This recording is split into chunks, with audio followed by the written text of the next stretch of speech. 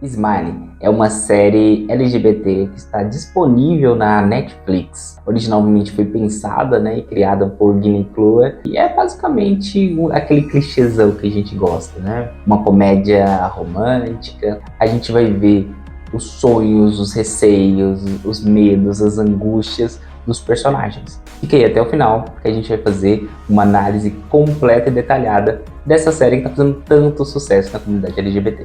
Eu sou Adriano Galberto, psicólogo especialista em relacionamentos LGBT, e hoje eu quero analisar com vocês a série Smiley. Bom, antes de a gente começar a análise em si, eu quero fazer alguns adendos. A gente vai falar de uma obra feita por streaming, feita para ser comercial. Então a gente vai precisar fazer algumas adaptaçõezinhas para nossa realidade, para a gente realmente entender o que aconteceu ali, por que o personagem agiu daquele jeito, como que você está agindo no seu dia a dia, tá bom? Invariavelmente, nós vamos passar por alguns spoilers, então se isso for algum problema para você, eu peço que você pare esse vídeo, acompanhe a série e volte aqui para a gente poder fazer essa análise juntos, tá bom? No enredo principal, nós temos o Bruno e o Alex, que são os protagonistas da série. A seu modo, ali no núcleo do Bruno e no núcleo do Alex, a gente vai entendendo quem são esses personagens, o que está acontecendo ali na vida deles e como eles se cruzam. No enredo secundário, a gente tem a Patri e a Vero. Elas já estão num relacionamento de longo prazo, relacionamento bem duradouro, e elas estão ali começando, organizando a mudança de endereço. Sem mais delongas, vamos analisar ponto a ponto. Smiley é uma série muito gostosinha, muito rápida, Você vai consumir ela de forma muito fácil, porque ela foi pensada mesmo para você assistir no final de semana, aí você vai conseguir matar ela, às vezes até num dia só. O personagem principal, o Alex, ou o personagem principal, o Bruno, eles estão ali no enredo o tempo todo, você vai vendo como funciona o dia a dia deles. A gente passa pelo dia a dia do Bruno, qual que é o trabalho que ele tem, qual que é o melhor amigo que ele tem, e é interessante o melhor amigo dele ser um amigo hétero. Ali no outro núcleo a gente tem o Alex e a sua melhor amiga, que é a Patri, E aí a gente vai vendo ali qual é o desenrolar dessas relações. O que também fica muito claro é quais são os medos, as angústias e as inseguranças de cada um. Então vamos passar agora para análise de personagem a personagem, depois dos casais. Na série Smiley, a gente é penetrado ali pelo fio vermelho. O que é o fio vermelho? É uma lenda de origem japonesa que a gente fala de um fio invisível. Inclusive, um dos personagens questiona, como que é vermelho se esse fio é invisível, mas é só pela dramaticidade, pela comédia ali que vai acontecendo na série. Então, é como se eu estivesse preso ao meu marido por um fio que liga a gente. Independente daquilo que eu faça, aconteça, aonde que eu esteja, eu tô unido a essa pessoa, então vai dar certo o meu relacionamento por causa disso. E aqui a gente corre num grande perigo. Essa lenda, ela tem uma fragilidade. Ela é baseada no amor romântico, na ideia de que a gente tem a metade da laranja, a tampa da panela, que nós somos predestinados pelo universo a amar uma pessoa só, uma pessoa única, e a gente vai ficar com ela para sempre. O que é perigoso nesse tipo de narrativa? Às vezes você está numa relação com alguém, esse relacionamento já afundou, e você está nessa relação ainda sustentado por essa ideia de que só com ela que você vai ser feliz. Então é muito perigoso esse tipo de ideia ser disseminada por aí na sociedade. Ela também é perigosa porque ela não contempla a realidade. Você pode se relacionar com várias pessoas ao longo da sua vida e pode dar certo, O tempo que vocês estão juntos é o tempo que deu certo. A relação ela não precisa ser para sempre para ela ter dado certo. Com cada relacionamento que você tiver, você vai aprender e bastante. Se a gente pensar também no amor baseado nesse fio vermelho, baseado nessa lenda japonesa, a gente vai pensar que esse relacionamento não vai sobreviver à rotina do casamento. Na hora que você descobrir as fragilidades, na hora que você entender que a rotina vai matar um pouco da sexualidade, vai matar um pouco da convivência, não sobrevive, porque ele não tem embasamento, ele não tem estrutura para dar continuidade. Você apaixona, enlaça, fica extremamente emocionado ali com aquela relação. Quando a paixão murchar, quando a paixão for embora, e a paixão precisa ir embora para dar vazão ao amor, vocês não têm essa estrutura relacional construída, diferentemente de relações que são baseadas no compromisso, no respeito e em fazer dar certo a longo prazo. Aí nós temos os personagens, né? Bruno, ele é um arquiteto bem sucedido, já trabalha há muitos anos numa empresa, ele tem um amigo que formou com ele, eles estão juntos ali na mesma empresa e tem uma boa estrutura, né? Ele tem o cachorro dele, tem o apartamento dele, demonstra ser alguém que já tem uma estabilidade profissional muito bem organizada, diferente da estabilidade emocional dos relacionamentos. Ao longo da série, a gente vai percebendo que ele não conseguiu desenvolver boas relações, ou ele não conseguiu maturar o seu relacionamento, ficar em relacionamentos de longo prazo. A gente percebe que ele acredita muito no amor, é uma característica que fica muito clara, muito evidente, às vezes até quando ele está ali sentado com um cachorrinho e está vendo um filme, uma série, e ele se emociona bastante. Temos também o Alex, que é um rapaz que já gosta muito de atividade física, né? A série dá indícios de que ele, inclusive, frequenta 2 academias, né? Uma faz musculação, outra faz outro tipo de esporte para complementar. É um barman de um bar que faz uma piadinha também interessante ali, né? O barbeiro, seria barbeiro aqui na tradução pra gente. Então, é um rapaz que é bem extrovertido nas relações, você percebe que ele tem uma fluência, uma tranquilidade para conversar com as pessoas, só que na área do amor ele também está desiludido, ele não consegue relações mais profundas. Ele tem ali seus encontros casuais, tem a possibilidade de encontros de um dia, encontros de algumas horas, mas definitivamente aquilo que ele realmente quer é estar numa relação de longo prazo, duradoura, ele não consegue. A Patri é a personagem que ainda não contou para os pais, ela tá ali num relacionamento estável com a Vero, mas ela ainda não conseguiu mostrar esse outro lado da vida dela para os pais. A Vero é uma personagem mais misteriosa, ela tem dificuldade de lidar com os problemas e vai postergando eles, e isso vai dando tensão no relacionamento que elas constroem, porque quando você esconde algo, você não permite que o outro participe dessa construção. Uma bomba vai sendo armada, vai sendo sustentada, alimentada secundariamente, e isso depois tem suas complicações, atrapalha o desenvolvimento do relacionamento, quebra a confiança, quebra a comunicação. É bem complexo quando isso acontece. Pensando no relacionamento Bruno e Alex, na dinâmica que eles vão construindo e desenvolvendo, a gente vai percebendo que o que predominantemente acontece são os joguinhos.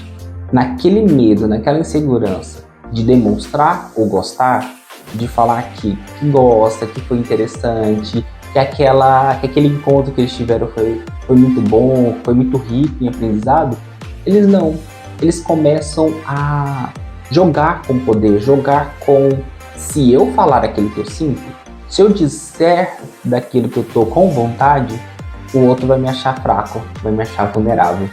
E aí eles vão passando os dias, passando as semanas, acabam se envolvendo com outras pessoas sem serem autênticos. E a autenticidade é um dos pontos mais importantes do relacionamento.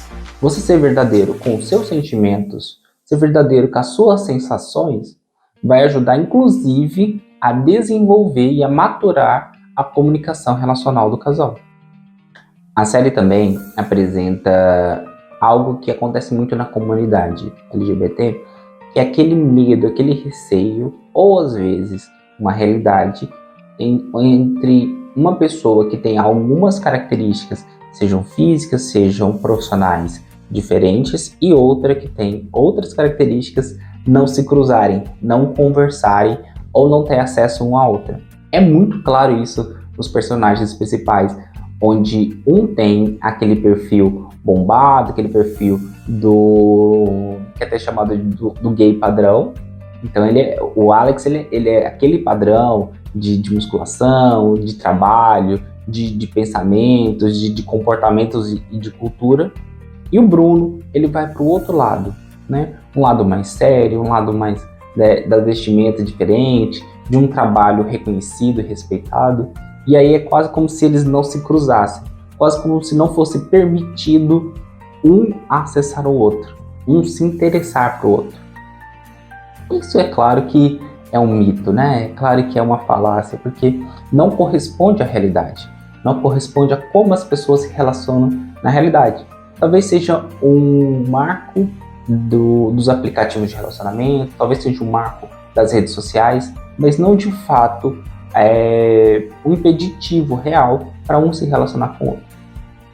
Outro erro também que é possível observar na série é quando existe a tendência de se supervalorizar, de aumentar, de dourar a pílula para querer se parecer mais interessante, para querer parecer mais atraente, mais bonito, mais sexy, mais inteligente. Isso não sustenta relacionamentos, né? Ali no primeiro encontro, ali nas primeiras semanas que você está com a pessoa que você gosta, a pessoa que você tem interesse em se relacionar, pode ser que vá, pode ser que a pessoa entre nessa onda. Só que, se você começa uma relação afetiva, amizade, social, familiar, baseada na mentira, baseada no exagero, baseada no não compromisso com a realidade, como que é a chance dela ir para frente? Qual a possibilidade dessa relação, né, ter uma interrupção, ter uma quebra da comunicação logo mais à frente? É muito grande. Relacionamentos que são baseados em respeito, em diálogo, em comunicação e autenticidade têm muito mais chance de se desenvolverem, de se nutrirem e serem relacionamentos de longo prazo do que quando a gente começa algo já inflando o nosso ego, inflando a realidade, e essa realidade pode não ser sustentável. Na série, as coisas acabam indo quase que de forma mais redondinha, né? A gente vai vendo a traminha, vai vendo algumas crises, vai vendo alguns problemas que acontecem, e no final o enredo principal acaba ficando junto. Não necessariamente vai ser assim. As obras de ficção, elas não têm compromisso com a realidade. Então, ela vai fazer o roteiro dela, vai acontecer de um jeito bonitinho ali para você gostar, para você assistir de novo, para compartilhar.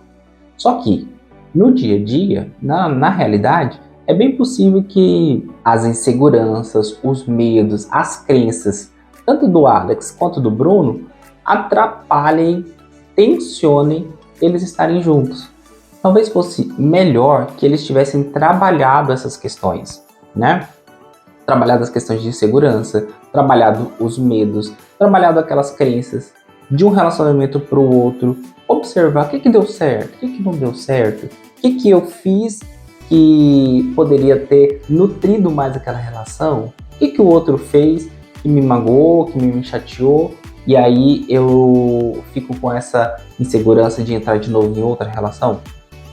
Quando você faz essas análises de uma relação para outra, de um afeto para o outro, fica muito mais fácil você se relacionar novamente. Você vai entrar mais maduro, mais crescido emocionalmente, do que se você simplesmente engatar uma relação na outra, algo casual no outro, e nunca aprofundar no que realmente está dando certo e no que está te derrubando de uma relação para outra. De forma geral, eu acredito que Smile é uma excelente série, para a gente dar um recado pro mercado de streaming, que a gente precisa sim ser representado, que a gente quer mais séries LGBT, a gente quer mais séries gays, mais séries lésbicas, mais séries trans, mais séries de toda a sigla da comunidade, porque a gente quer ser visto.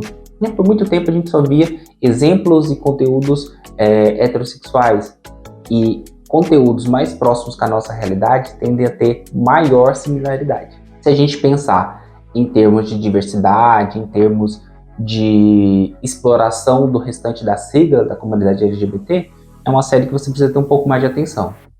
A gente quase não tem personagens pretos, na verdade, o único personagem preto que a gente tem é um personagem que ele é de um núcleo quase que terciário, né? Ele não tá ali no protagonismo da série. Os personagens com 50 anos mais, eles demoram a engatarem na série, e é um enredo mais também terciário, ele não é um enredo que ele tem toda a sua construção. O enredo drag ali, ele é colocado para preencher algumas lacunas. Então, do ponto de vista da diversidade, é uma série que você precisa ter um pouco mais de atenção.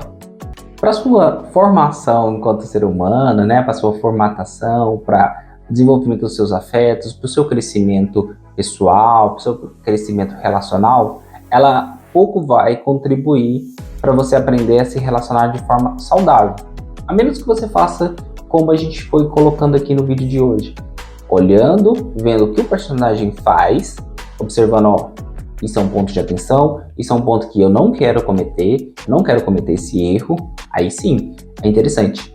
Se você assistir a série, absorver e achar que aquele é o jeito certo de se relacionar, isso vai prejudicar muito a forma como você observa os relacionamentos. De maneira geral, é uma série que é leve, é rápida, é divertida, flerta ali com algumas ideias de relacionamento, flerta com essa ideia contemporânea, né, dos aplicativos de pegação, dos aplicativos de mensagens instantâneas. Então ela está bem atualizada e pode ser uma opção para o seu entretenimento, pensando que a gente tem várias ressalvas.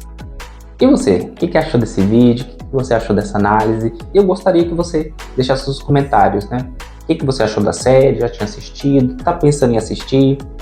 Concorda com os pontos apresentados aqui? Sentiu falta de outro ponto? Ou quer que eu analise outra série ou filme? Já deixa aqui nos comentários. E no mais, um grande abraço.